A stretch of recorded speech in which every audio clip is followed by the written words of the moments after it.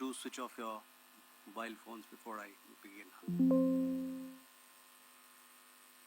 Good evening, ladies and gentlemen. I welcome you to this press briefing by Foreign Secretary Shri Vikram Misri on the ongoing developments around Operation Sindoor. We are also joined by Colonel Sophia Qureshi and Wing Commander Vyomika Singh. With that, I hand over the floor to Foreign Secretary. Sir, over to you. Thank you Randeep. नमस्कार, good afternoon, आप सबका स्वागत है.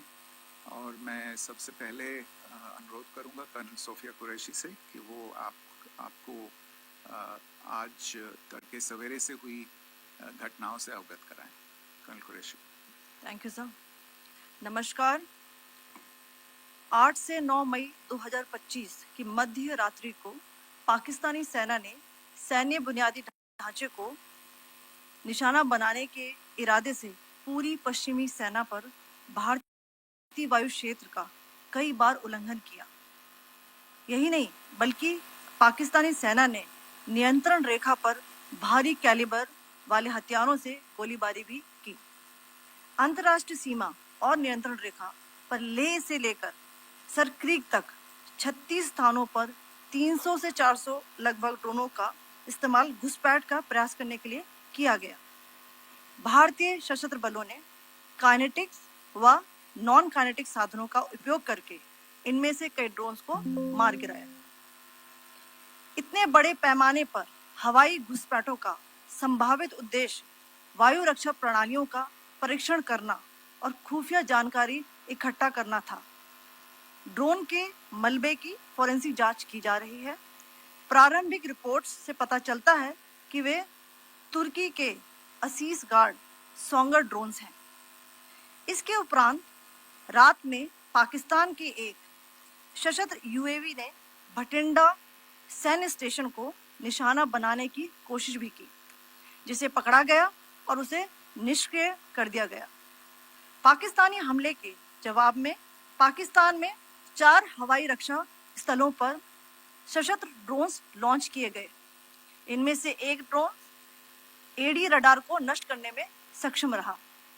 पाकिस्तान ने जम्मू कश्मीर के तंगधार, उरी, पुंछ, मेंढर, राजौरी, अखनूर और उधमपुर में भारी कैलिबर आर्टिलरी गन और सशस्त्र ड्रोन्स का उपयोग करके नियंत्रण रेखा के पार गोलीबारी भी की, जिसके परिणाम स्वरूप भारतीय सेना के कुछ जवान हताहत हुए और घायल हुए. भारतीय जवाबी कार्रवाई में पाकिस्तानी सेना को भी बड़ा नुकसान पहुंचाया गया. इसके अलावा पाकिस्तान का गैर जिम्मेदाराना व्यवहार फिर से सामने आया. 7 मई 2025 को रात 8:30 बजे एक असफल अकारण ड्रोन और मिसाइल हमला करने के बावजूद पाकिस्तान ने अपना नागरिक हवाई क्षेत्र बंद नहीं किया. पाकिस्तान अपने नागरिक विमानों को ढाल के रूप में इस्तेमाल कर रहा है, जबकि उसे अच्छी तरह से पता है कि भारत पर उसके हमले से हवाई रक्षा की तीव्र प्रतिक्रिया होगी. यह भारत और पाकिस्तान के बीच अंतर्राष्ट्रीय सीमा के पास उड़ान भरने वाले अंतर्राष्ट्रीय उड़ानों सहित नागरिक विमानों के लिए सुरक्षित नहीं है. यहाँ स्क्रीन शॉट में पंजाब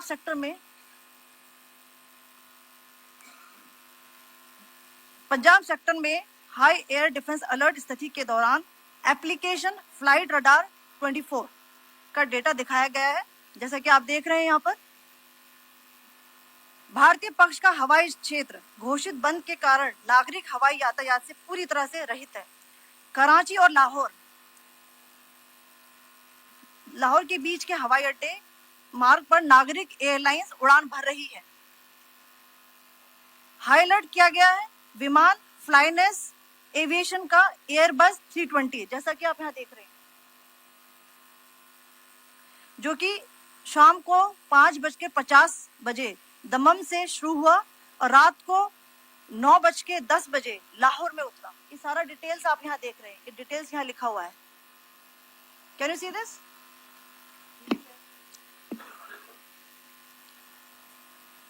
भारतीय वायुसेना ने अपनी प्रतिक्रिया में काफी संयम दिखाया और इस प्रकार अंतरराष्ट्रीय नागरिक विमान सेवा की सुरक्षा सुनिश्चित की.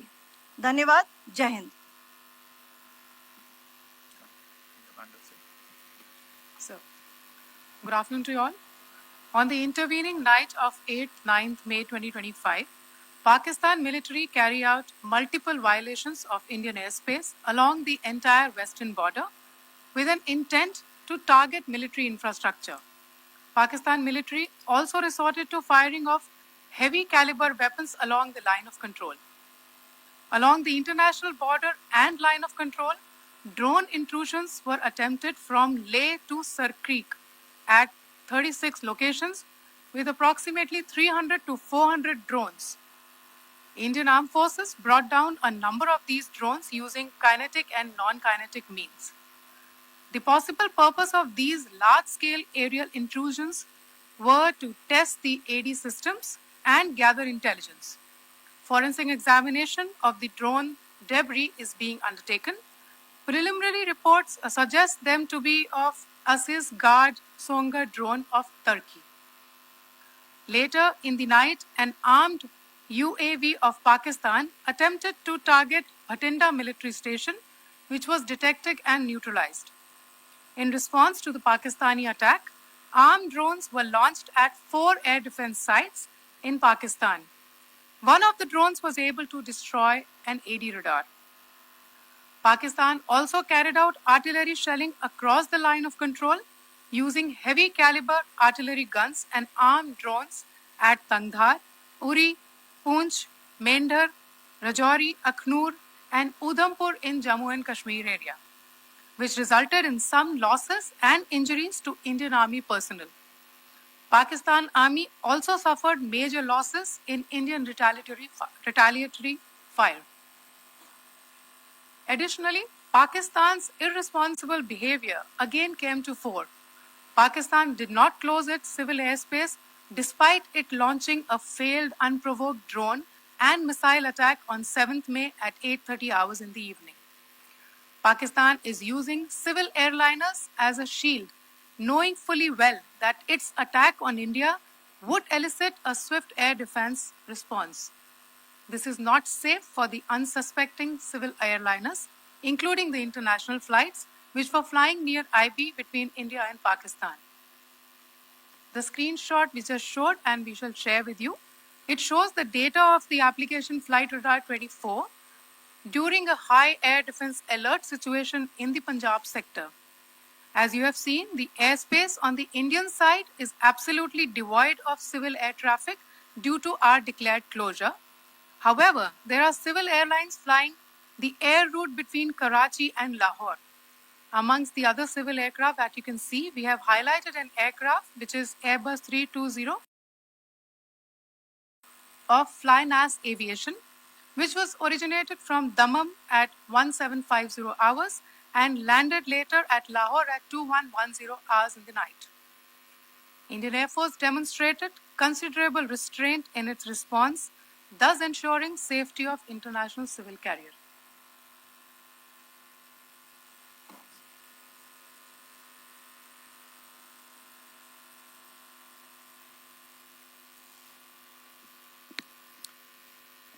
Thank you, Colonel Qureshi, Wing Commander Singh.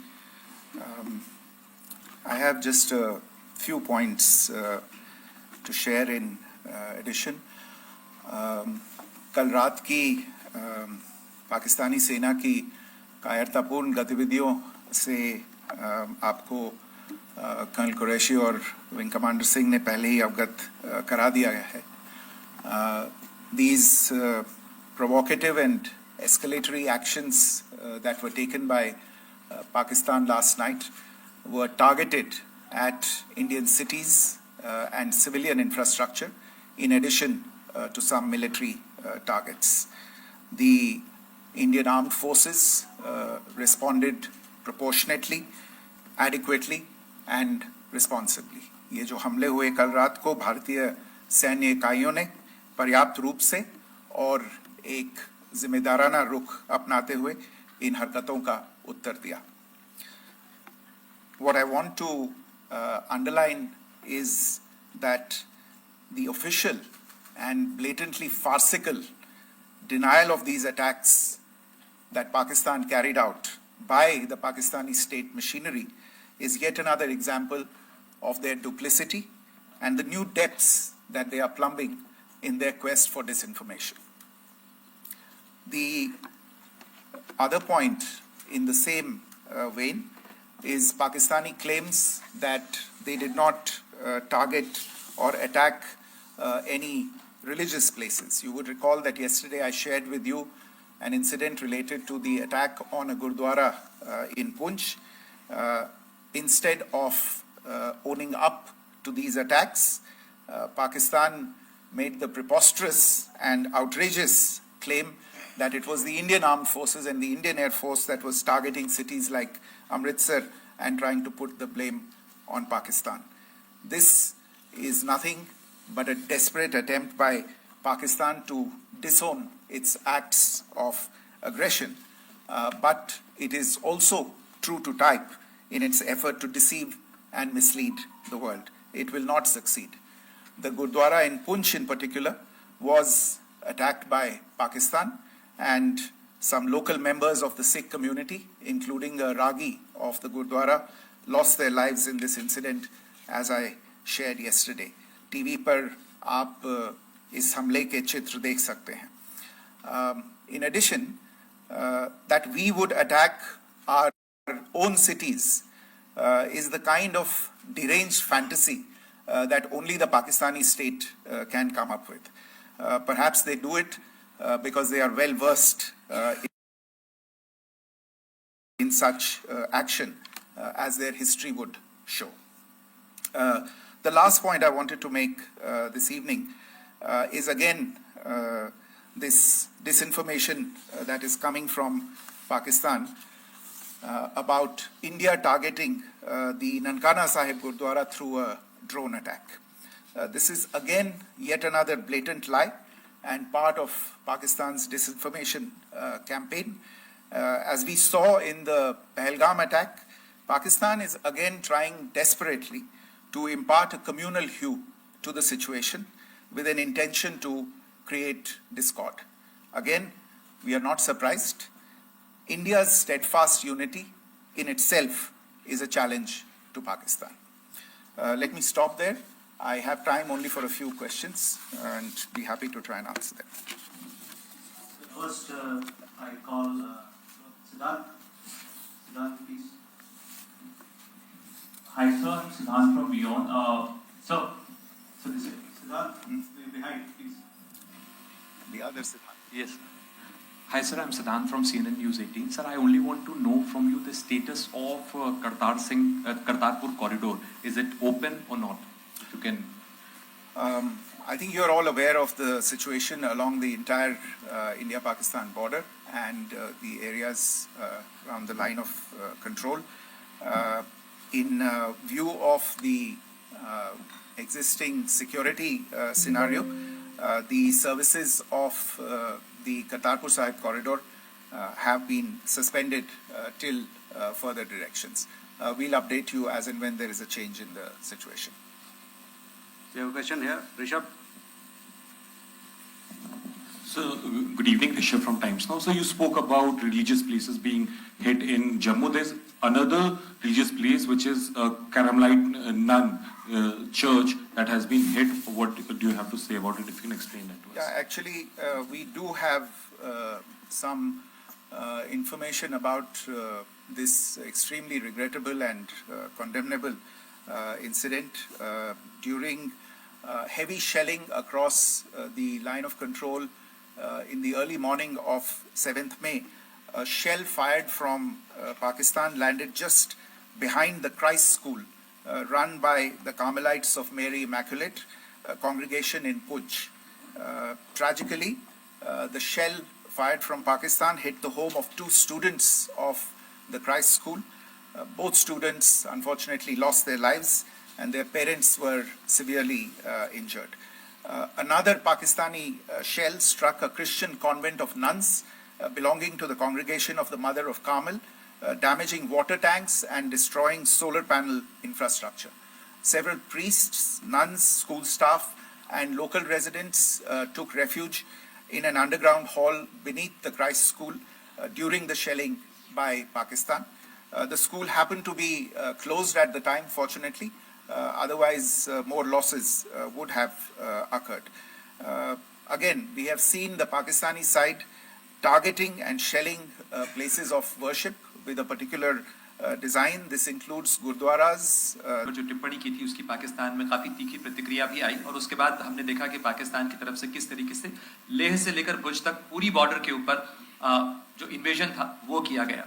मौजूदा सिचुएशन के अंदर पाकिस्तान के बेल आउट पैकेज को लेकर और पाकिस्तान के इन अटेम्प्ट्स को लेकर आपका क्या असेसमेंट है? और दूसरा ये भी जानना चाहेंगे कि पाकिस्तान की तरफ से ये जो अटेम्प्ट किया गया था उसका भारत ने अभी तक उस तरीके का कोई जवाब नहीं दिया गया है, तो क्या भारत इसका जवाब देगा जो कार्रवाई हुई है बीते 24 घंटों में? देखिए प्रणय, जहाँ तक इंडस वाटर्स ट्रीटी का सवाल है, मैंने कल विस्तार से उसके बारे में इसकी चर्चा की है। Indus waters treaty is in abeyance and as such I have nothing further to add to the decision that was announced by the cabinet committee on security. जहाँ तक IMF bailout का सवाल है, आपको ज्ञान होगा कि IMF की आज मीटिंग हो रही है। हम वहाँ पे अपना पक्ष रखेंगे और जो हमारा मत है इन चीज़ों को लेके वहाँ पे साझा करेंगे दूसरे मेंबर्स के साथ। ये बोर्ड पे निर्भर है कि वहाँ पे क्या निर्णय होता है। और जहाँ तक जो कार्रवाई हुई है उसका जवाब देने का जो आपने जो प्रश्न उठाया है, जो आज ब्रीफिंग हुई है, जो आपको सूचना मिली है, मैंने भी कहा है कि जो आज सवेरे तड़के सवेरे जो गतिविधियां हुई, भारत ने उनका एक जिम्मेदाराना पूर्ण तरीके से और एक पर्याप्त तरीके से उसका जवाब दे दिया है। Siddhant. Hi sir, Siddhant from WION. Sir, the External Affairs Minister has spoken to many of his counterparts around the world. Yesterday he spoke to the US Secretary of State Marco Rubio. So what were the key areas of conversations during that call? Yes, the minister had a conversation with the US Secretary of State. As you can imagine, the focus of discussions was the terrorist attack in Pahalgam and the response that India mounted after that on the 7th of May. The Secretary of State shared his thoughts on these developments with the minister. The minister deeply appreciated the US's commitment to work with India in the fight against terrorism, and he also underlined the targeted measures that India had taken in connection with Op Sindoor. The minister also underlined that India would firmly counter any attempts at escalation from there. But in follow-up to that, as you are aware, there have been a number of other conversations. The minister had a conversation with the UK Foreign Secretary, David Lammy, today. There too, the discussion centered around countering terrorism, for which there must be zero tolerance. And I understand just a short while ago, the External Affairs Minister has also spoken to the Foreign Minister of Norway, Espen Barth Eide, which was also focused on recent developments stemming from the terrorist act in Pahalgam. One last question, Sudhi. Sir, Foreign Secretary, thank you for doing this. Sudhi Ranjan from Bloomberg. Foreign Secretary, India had struck Bahawalpur the other day, which is also connected with the murder of one of us, journalist Daniel Pearl. If you could give us an understanding of what exactly are the reports that you're getting. You're right. Bahawalpur is the headquarters of the Jaish-e-Mohammed terrorist group that is proscribed by the United Nations. Its leader, Maulana Masood Azhar, is a proscribed individual. It is, you brought up the connection with the tragic death or killing of Daniel Pearl of the Wall Street Journal. The Jaish-e-Mohammed was in some way directly or indirectly responsible for the death of Daniel Pearl. But the real connection is through Ahmad Omar Saeed Sheikh, the British Pakistani jihadi who was held in India but was finally released in 2000, and he was the person who lured Daniel Pearl to his eventually leading to his murder. So these are all obviously connected figures, connected individuals, connected institutions, and the attack on Bahawalpur, on that facility of the Jaish-e-Mohammed in Bahawalpur is, I would imagine, a fitting part of this unfortunate incident. Thank you all. Thank you, sir. With that, we come to the closure of this press briefing. Thank you very much.